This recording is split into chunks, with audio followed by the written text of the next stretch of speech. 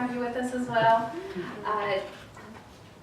As he said, my name is Jill with America's Toothfairy National Children's Oral Health Foundation. We have kind of a double moniker there. So we do a lot of work reaching out to parents and children. So when we're talking to them, we utilize our America's Toothfairy brand, so they tend to remember that one real easy. But certainly as we engage with the dental and other health communities, you're probably more familiar with National Children's Oral Health Foundation. Our role is essentially, we're a 501c3 nonprofit, and we are a resource provider. We work to, switch there. We work to increase access to care by providing vital resources to community partners, dental nonprofit and safety net clinics, and volunteers that are providing services, care, oral health education for underserved population. One of the ways that we do that is by providing financial support through the means of grants. So we'll provide toothfairy grants that we call them to our nonprofit and safety net dental clinic partners.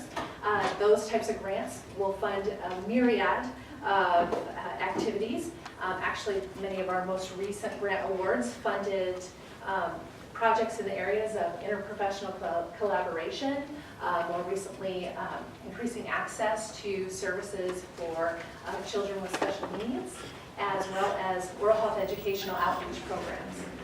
The programs that we have two. They're access to care programs and resources, and then prevention. So we always heavily emphasize prevention through all of our outreach activities, because we do realize that is the key to eliminating tooth decay. We also provide and develop and distribute educational resources.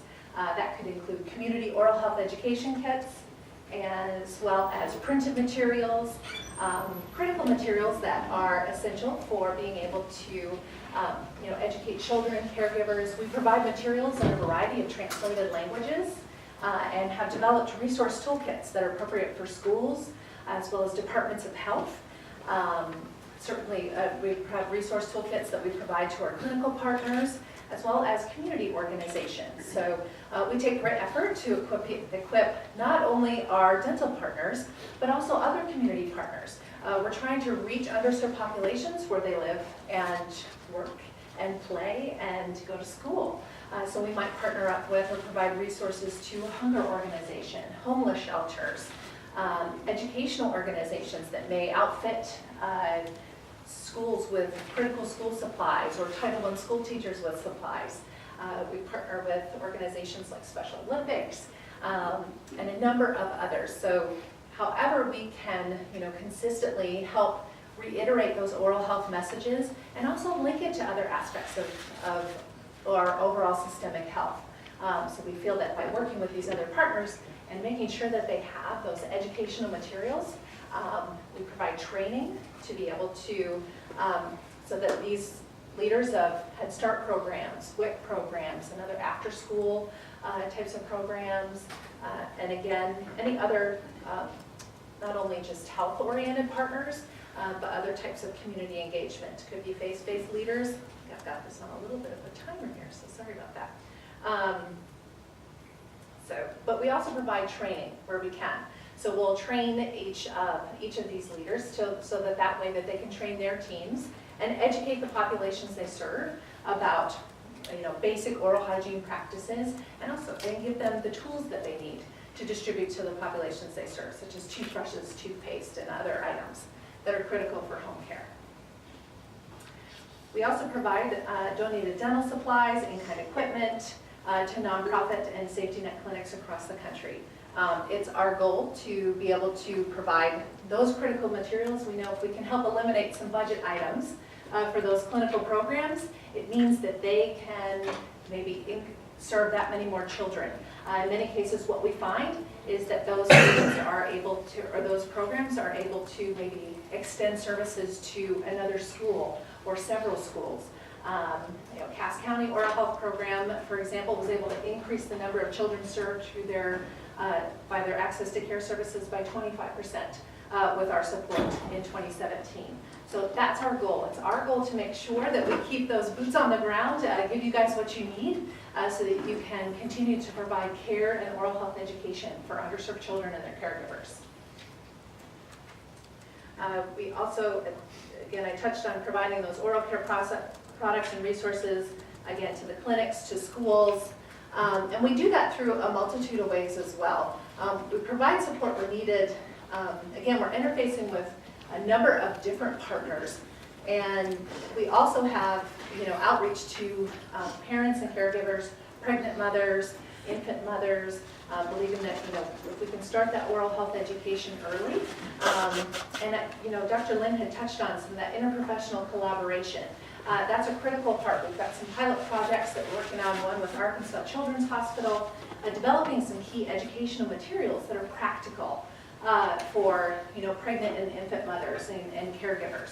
So we understand at that point in their baby's life, or as before they're about to have a child, they're probably inundated with information about ensuring that child survives.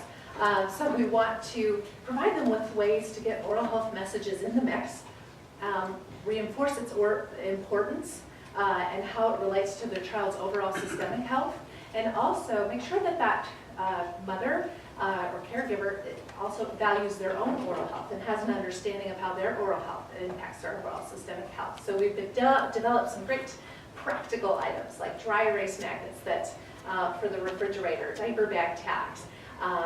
We're looking at bottle wraps and wipes for the baby's mouth. So practical things that they can touch and interface with on a daily basis with basic oral health reminders. So in addition to those printed materials that we can distribute, we understand that sometimes parents and caregivers, especially those in underserved populations, might be overwhelmed with all of that information. So we're trying to find ways to continue to reinforce the importance of oral health, and by working with hospital systems, medical practitioners, and having them also bring the dentist in during that critical time through this pilot project, it's also reinforcing the importance. So you have that dentist. I'm sure we'll hear some great things from Dr. Kroll today about that. But if you have that introduction, from the OBGYN, bringing in that dentist to speak with that mother about the importance of caring for her oral health, it helps reinforce that importance and also that overall health systemic connection. We have, again, I said we work to increase access to care and services. Last year, we helped support services for over 874,000 children and caregivers through our network of clinical partners that we have across the country. So UCSF is one of those clinical partners, as well as a number of others. So we work with, obviously, university dental programs, dental hygiene programs, mobile programs, school-based service programs, as well as community clinics, FQHCs, and more. And we provided help support services for over $8.8 million since 2006. And last year we provided $1.3 million in support, again, to help ensure that all those clinicians and practitioners have the supplies they need, they have the resources they need to provide that critical care, to promote prevention in the communities that they serve. And since our inception, we've distributed $18 million in grants and resources and programming. So a couple things I'm going to talk to you about today is, making your opinion is kind of the basics of advocacy. So has anyone in this room ever done any advocacy work? No? Okay, great. So was that local, national, regional? Probably all of them. Yes? Yeah. Oh, fantastic. Was it in the field of oral health? Yes. Great. That's wonderful to hear. So one of the things we're going to talk about today is just the basics. First, we always encourage people to get connected, get informed, unite the players, know the change that you want to make, bring backup, and by that I mean data, and we'll talk about that a little bit more, inspire change, and making that ask. So those are essentially some basics, and there is a ton of wonderful resources out there that, I urge you, I'll reference some of them in my lecture today. I would be happy to answer any questions that you might have about that. I think I have this thing on a timer, so I apologize for the flipping, flipping of the screens. But just want to point out this particular quote, and I think it speaks to, Dr. Lin as far as, what he was saying in regards to interprofessional collaboration and engagement. And I'm so excited that the speakers here today range from medicine to pharmacy, as well as dental hygiene and dentistry. So that's really exciting, because alone we can do so little, but together we can do so much. So very simple concept, but so critical in really moving the needle, or what I would like to do is move that fulcrum as far as children's oral health goes. So, being able to band together and unite. So what we're looking at here is first, get connected. And by that I mean get connected to the big picture of oral health, overall health. So reinforcing that connection between oral health and overall health.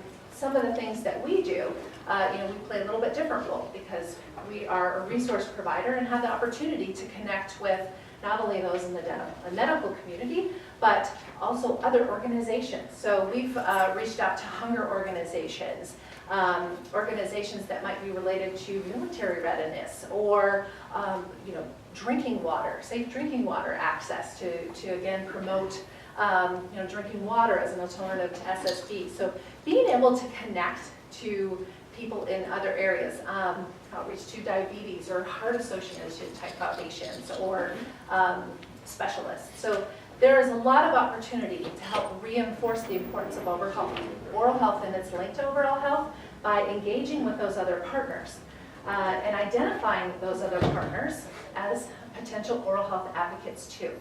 So it's, I think, very powerful when you're able to have those conversations. In many cases, they have experienced something from their own point of view. When I touch on, for example, partnering with a hunger organization, conversations with, with some of the leaders there. They had experienced, I know in Arkansas, they were looking at the children that had received received lunches through the program. And what they were seeing was the apples were getting left on the table. And initially they thought, oh, it's just because it's not sweet. But they were really, struggling, because they want to make sure that that child has a nutritious meal, a healthy meal that they can eat. Because in many cases in that scenario, that might be, the only meal that that child is having that day. So, but in talking with the kids, they realized it wasn't an issue that the children didn't like the apples. The children couldn't eat the apples. They were experiencing too much tooth pain, which then prompted them to realize, wow, this is pretty critical. I hadn't even thought about that. So when we had an opportunity to connect with them, we had a very strong alliance and have been, working with those types of organizations, food banks and whatnot, to again promote toothbrushing, use those as channels to provide oral care products to the populations that they serve. So if they're being able to provide those individuals and families or children with meals, we're also able to then provide them with the toothbrush and toothpaste to take home, or encourage that toothbrushing after that meal to reinforce those positive oral health habits and help that go hand in hand. Also creates an opportunity to engage volunteers that might be in the community from the local dental clinics or other opportunities to provide oral health education and care. So there's an opportunity again to make that connection for that particular community to the dental home by doing this type of outreach. But they also can serve as powerful partners in the realm of advocacy, because now you have someone from a different point of view with a different perspective that can, really substantiate your argument and provide a valuable perspective. My team is always hearing me say there's power in partnership, and I think we've been really able to make some great strides by expanding our horizons and partnering, not only with our colleagues in the dental and oral health space, but beyond that as well. So get informed. One of the things I think that, at least in the nonprofit sector, is we struggle with is not realizing all the resources that are out there for us. That we spend a lot of time reinventing the wheel. And that might be something that you're faced with. So if you are taking to task an advocacy effort. Before you do, Google it. We have the world's resources right at our fingertips. Take some time to investigate. Is there something else being done on a local, state, or national scale that you can either partner with, use as a resource? Perhaps there's been some materials that have been developed by someone with more expertise than you. So I encourage you to, again, take a look at what resources might be out there. Who else is making noise in that space or trying to advance an effort in that space, and reaching out to them.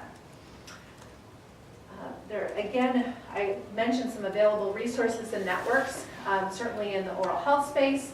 There's a number of resources. The Oral Health 2020 network, there's a lot of great resources there that are geared towards developing an advocacy movement. You also have your community toolbox that has a very detailed step-by-step process for building, and approaching an advocacy effort. So certainly encourage you to take a look at those materials and use them as a guide. So learn what others are doing, and then explore how you might be able to work with them to make a stronger case or unify your efforts. So uniting the players, engaging other partners. This is, again, something you'll hear me say a lot. So the importance of different perspectives. So some of the things that I've experienced in the advocacy efforts that I participated in is the power of having other individuals alongside. So being able to partner with other organizations. For example, especially talking to lawmakers, you have to consider what might be important to them. They may be, considering really weighing with education, or concerned about military readiness, employment, So those things are all directly impacted by one's oral health, right? So we know, I know I'm preaching to the choir on this one, but we know that a child suffering from poor oral health will struggle with academic achievement. In our partnerships with educational institutions, schools, teachers, we've had that feedback where they say, that doesn't matter if I have those school supplies to give that child or this great information if, one, they're not in school because they are absent due to dental pain or unable to concentrate, because they're suffering from a toothache. So being able to, connect with those other partners. Military readiness, we know that that's a huge impact in, having soldiers ready to, be able to be deployed. So that's another strong consideration. But those types of engagements and linking up with those types of partners, talking with them, or having them join you on your visit to a legislator can be very powerful because it can help give them that broader perspective. That's something that we have typically struggled with I think, in oral health, because there's been that disconnect, is getting people to understand that, it's not just teeth, folks. It goes way beyond that. We know our mouth is the gateway to the body, and, if this system is failing, damaged or unhealthy, then more than likely our bodies are unhealthy too, and it's inhibiting our ability to grow, thrive, and succeed, and inhibiting that child's future potential to grow, thrive, and succeed as well. So engaging with other health disciplines, I mentioned our engagement with Arkansas Children's Hospital and our pilot project there. I was really excited to hear that the nursing school will be participating today. We have worked in Minnesota to institute an oral health curriculum being added to the nursing curriculum with Advocacy University in Minnesota. We have a number of projects that we've supported that engage nursing students and have them collaborate with dental students on different types of initiatives. So lots of opportunities there. You'll see some pictures there. We also partner with organizations like Special Olympics and AATMD to get information from other professionals, whether it be eye care or medicine or internists. Again, to talk about the role that oral health plays, talk about how perhaps those practitioners and providers can talk to their patients and remind them, hey, this might be a good opportunity to have you seen your dentist? So getting them familiar with that and using those opportunities to connect with those other clinical providers is critical. Education I talked about a little bit. Certainly this year we have equipped over 265 schools with oral health resources. We've also instituted hygiene closets in a number of schools as well. Again, there's, I think, some wonderful opportunities for education. And there we go. Toothbrushing programs in schools.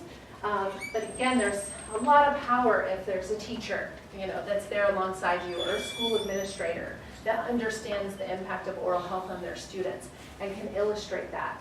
Your message becomes that much more powerful. And it also, doesn't appear to be as self-serving either, because when you are bringing in other individuals, it can help paint that picture.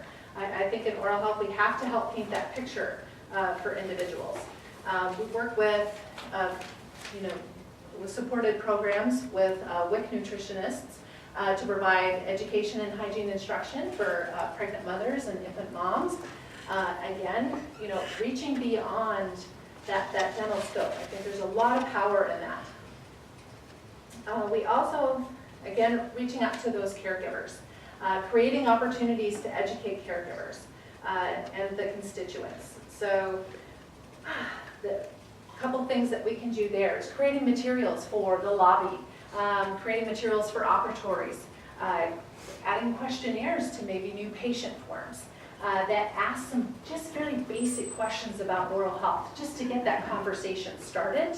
And it's also, I think, creates an opportunity for the medical provider, again, to just ask those basic questions, remind that patient, that caregiver, that there is an opportunity, that oral health is very important, and that's something that they need to address, not only for themselves, but of course for their child.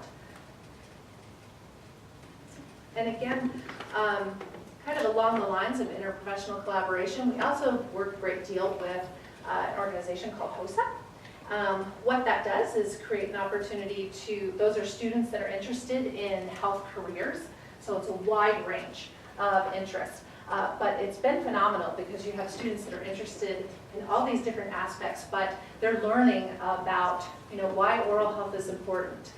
So our hope is that they're taking that with them as they move through their schooling and advance it to the beginning of their careers, that they remember, hey, let me find out who the dental providers are in my community so I know. So if I am working with a patient that I think could benefit from that, I can let them know how important it is, or I can provide some basic information on the importance of routine hygiene skills, or seeing that dentist before the baby has reached age 1. So we've activated over 694 school chapters last past year.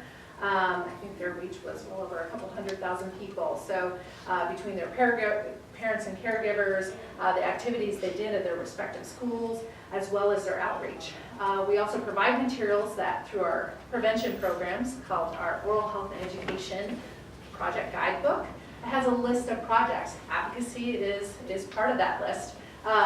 That encourages, it follows the public health model, but it gives students some wonderful ways to raise awareness in their communities and learn as they go along about oral health and how it can impact one's life.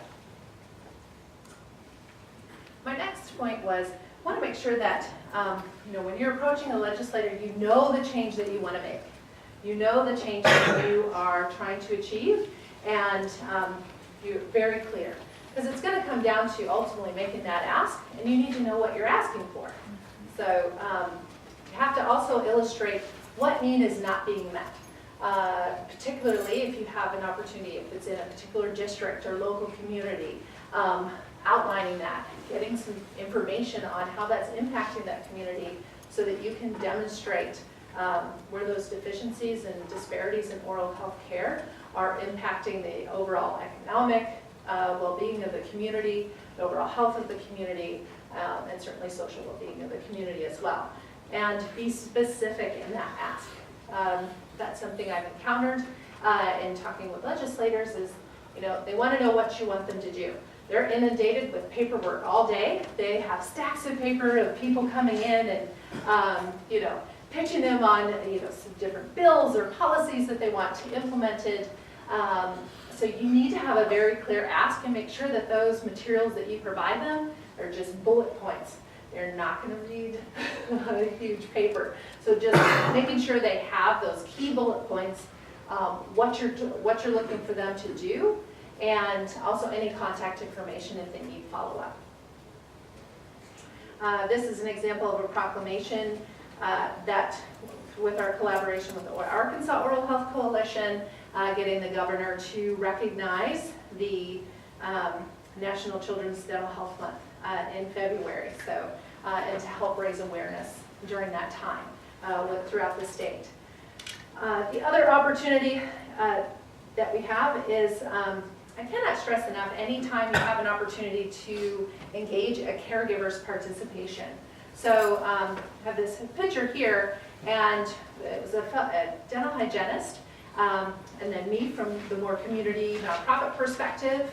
But I think what was really powerful in our talks with that particular representative was the feedback from the parent, and being able to, give her own heartfelt story of how poor oral health impacted her child, and the struggles that laid ahead as a result of that. We can never forget that it's those families and humans that we're trying to help. Those are the people that are impacted. This is all about people. We want to make sure that we engage, caregivers and families in this movement. Give them a say in what would help them. I think that insight is very critical. I learned a great deal, just having the opportunity to sit and talk with her. And certainly in my travels across the country, I always try to visit some of our clinical partners and engage with them, and if I have the opportunity to connect with the patient families that are being served there, it's amazing some of the insight that they can provide, certainly to the barriers that they need to overcome just to get there, things that many of us take for granted, transportation or limited clinic hours, the number of providers, of course, as well, but all of those things that they're considerable struggles for them to, get to that appointment or, have regular dental care, things that we need to consider in the mix as we're making suggestions and recommendations for policy change. So engaging others, the power of partnership. One of the things I suggested is, again, reaching out to those other organizations. So in this photo you see I have an organizational representative, Karen Showalter with Moms Rising. So that is a blogging community that reaches 5 million people. So they're very active on the Hill, they're very active in doing a lot of things, but again, it was a great opportunity to connect with them, make sure that those that they reach out to and connect with have information about oral health, but again, made that message all the more powerful because we were having an opportunity. She was a parent, but also able to speak on behalf of all the parents that they represent. So again, it was a very powerful unifying message that we were able to provide by collaborating and working together. And as a result, gained an understanding of both the struggles that we face and ways to help each other going forward. What stemmed from that was, we're doing an outreach to schools. We'd love to be able to include some resources for the kids or for the teachers so that they can distribute to the children. So we were able to provide some of those things.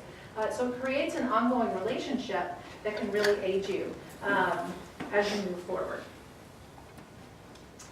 So know your opponents and opportunities for alliance. So certainly identifying those opportunities for alliance. There might be some overall messages that you're able to connect with them on. So the other thing that I suggest that you need is bringing the data, bring backup. So that's your data. You want to have data that can demonstrate cost savings. I use some examples: elimination of emergency room procedures, impact on overall health, impact on a child's academic performance or school attendance. So those are some things that could work with school-based programs.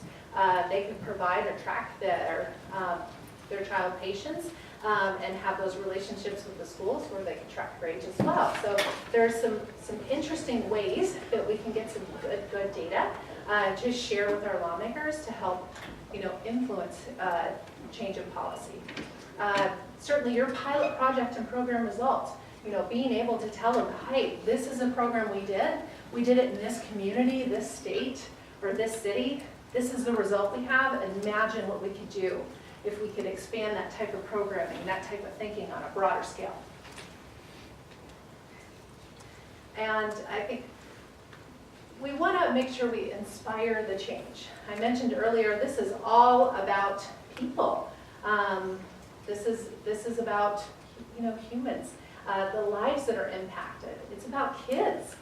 So you want to make sure that if you don't have those families with you, try to whenever possible, but have those testimonies from families impacted by poor oral health.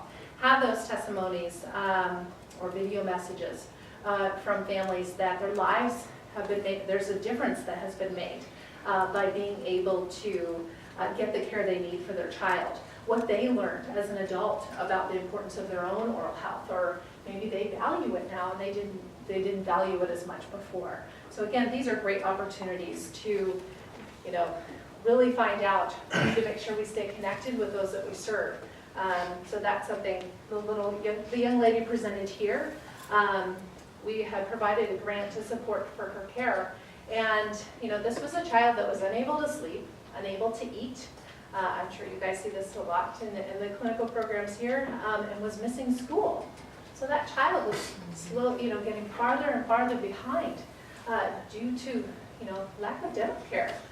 She was suffering in tremendous pain. It was a really heartbreaking situation.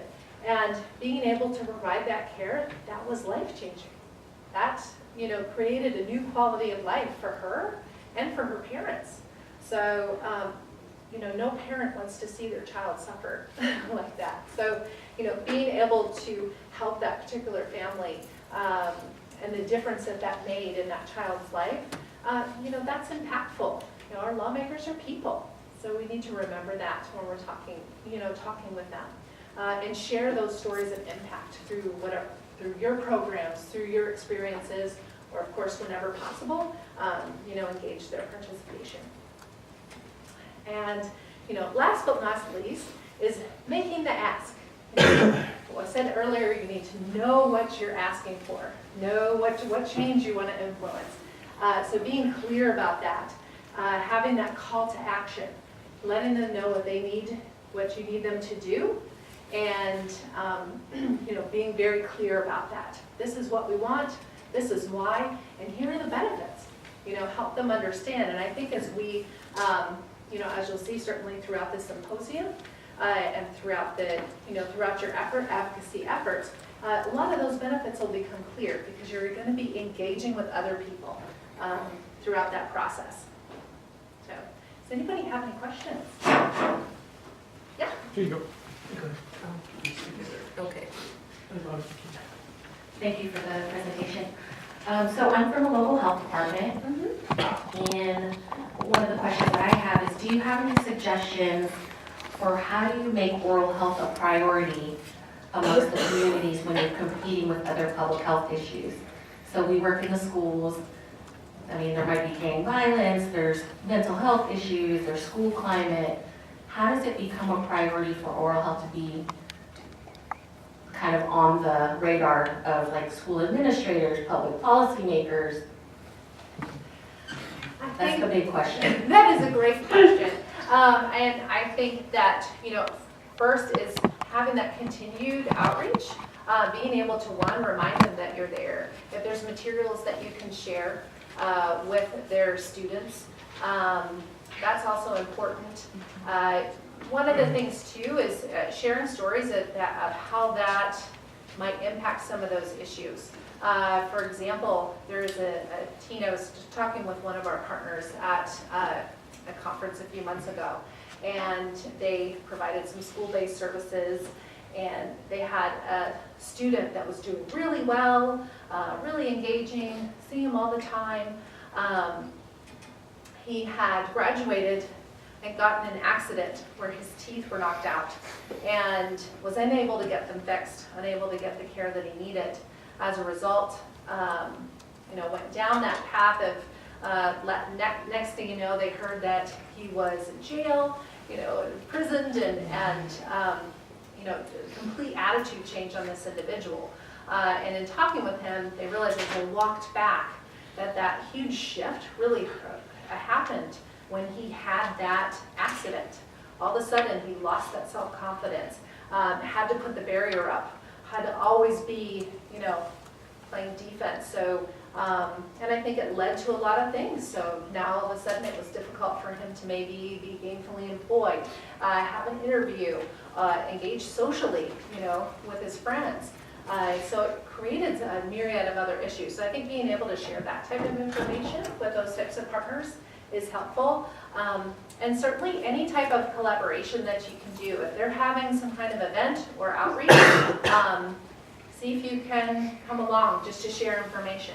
If they're having something at a community fair or health fairs or some kind of symposium, say, hey, would you mind if I was there, set up a table just to make sure that those coming to your particular event have information on where they can get dental services. So I think continuously trying to do that type of outreach lets them know that you're there, and then they start thinking about it too. We piloted a lot of initiatives like that in Charlotte, to replicate throughout the country where it can, and that was something that it's been very effective for us. And now it's like, we get calls from food banks or from communities and schools that maybe has identified a kid that's struggling or in pain, and they're like, hey, can you help us? Can you connect us with a dental provider? Because of the relationships that we had in that local community, we were able to do that. But it's because we've been able to kind of continuously outreach to them. As throughout the years I get oral care products in or toothbrushes, we make sure that we're always trying to push those things out. Not just in where our home office is, but throughout the country to create those opportunities to engage and just drop by. So, drop by those valuable materials that they can get.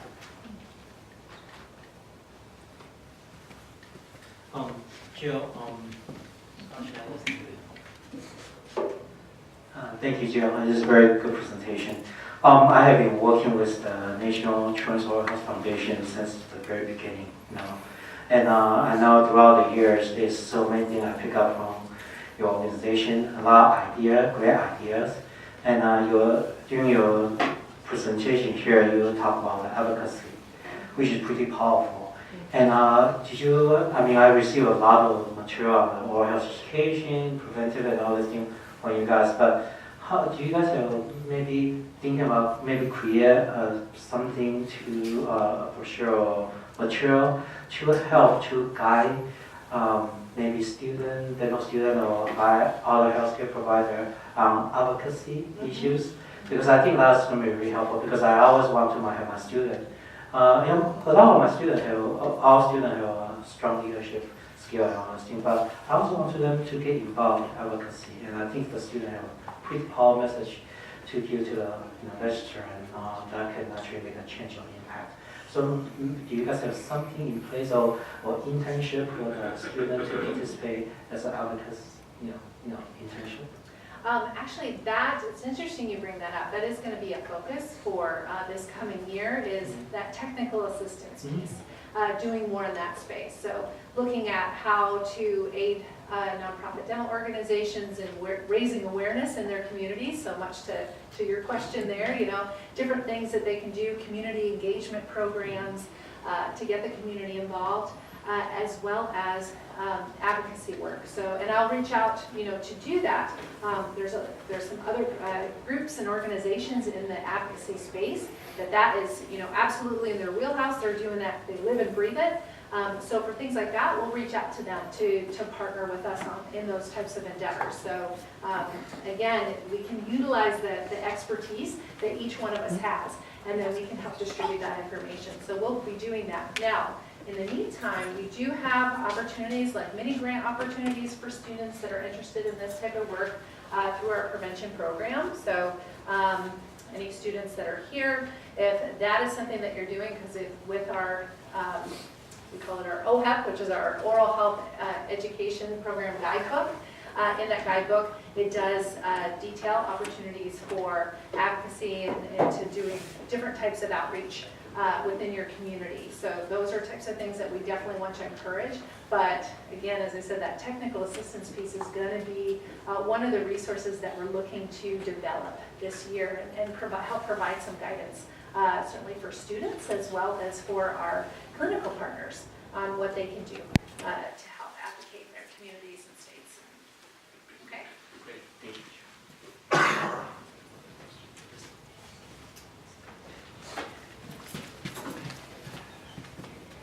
Hi, I'm Maddie Alcon. That was a great presentation, and then I'm here representing the School of Nursing, but I also am the director of the California Child Care Health Program. And what we do is we have resources that are distributed on our website in different languages that are all about prevention and all for the child care community and for parents. And so I'm interested in just learning more about what resources you have available, what languages, and how to access them so that we can also share them in the work that we do in the community.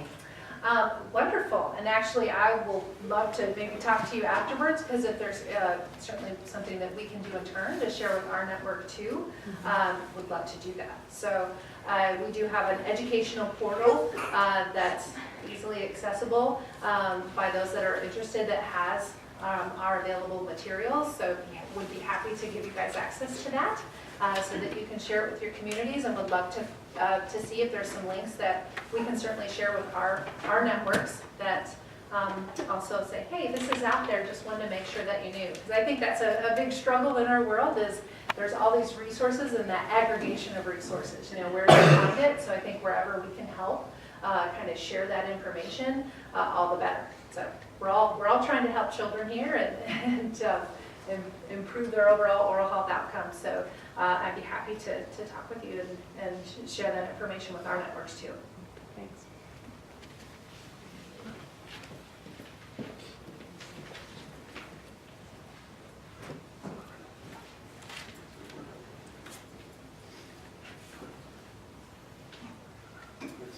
Just a kind of follow-up question to Dr. Lane's question. Like, Sure. We as students, how can we be involved in outreach or any training programs? Like you said, we train students and health professionals and make a difference. Or I suggest providing access to, if you email our programs at ncohf.org, or reaching out there, and you can also access it on our website. It's under our resources page, you'll see Oral Health Education Program Guidebook. That gives a lot of different types of projects that you can access and that take a look at to give you ideas on how you can change, oral health behaviors in your community, influence the environment for oral health in your community. So that's a great place to start and gives you a lot of great projects that you can kind of initiate fairly quickly. And certainly reaching out to us. Please feel free to reach out to me. Again, you can email programs at ncohf.org or info@ncohf.org. We've got a small team, so we'll get it. But I'd be happy to, help share information or connect you with that resource. Okay, thank you. And I appreciate your interest and enthusiasm for doing that. So thank you for that.